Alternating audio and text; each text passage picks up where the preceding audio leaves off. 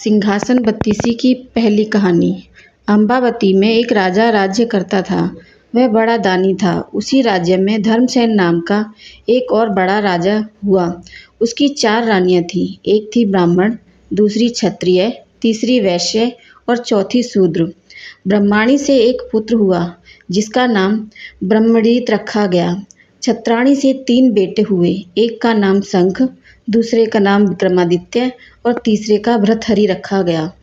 वैश्य से एक लड़का हुआ जिसका नाम चंद्र रखा गया। शूद्राणी से धन्वंतरी हुए। जब वे लड़के बड़े हुए तो ब्रह्माणी का बेटा घर से निकल पड़ा और धारापुर आया। हे राजन, वहाँ के राजा तुम्हारे पिता थे। उस लड़के ने राजा को मार डाला और राज्य अपने हाथ में लेकर उज्जैन पहुंचा। संयोग की बात है कि उज्जैन आते ही वह मर गया। उसके मरने पर छत्राणी का बेटा शंख गद्दी पर बैठा। कुछ समय बाद विक्रमादित्य गद्दी पर बैठे।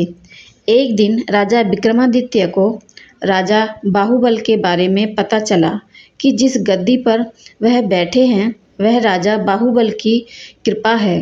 पंडितों ने सलाह दी कि हे राजन, आपको जग जानता है, लेकिन जब तक राजा बाहुबल आपका राज तिलक नहीं करेंगे तब तक आपका राज्य अचल नहीं होगा।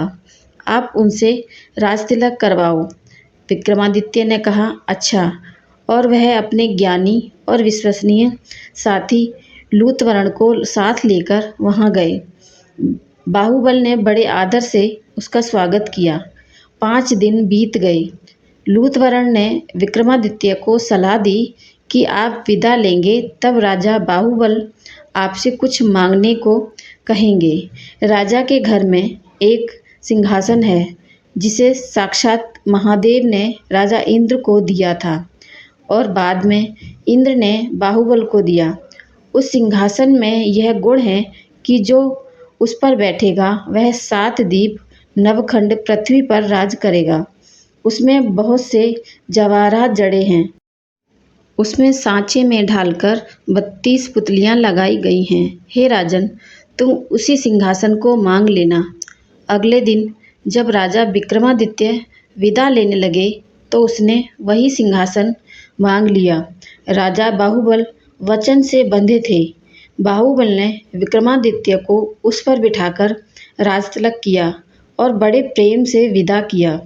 राजा विक्रमादित्य ने लौटते ही सभा की ओर पंडितों को बुलाकर कहा, मैं एक अनुष्ठान करना चाहता हूँ। आप देखकर बताएं कि मैं इसके योग्य हूँ या नहीं। पंडितों ने कहा, आपका प्रताप 3 लोकों में छाया है। आपका कोई बैरी नहीं है। जो करना हो कीजिए।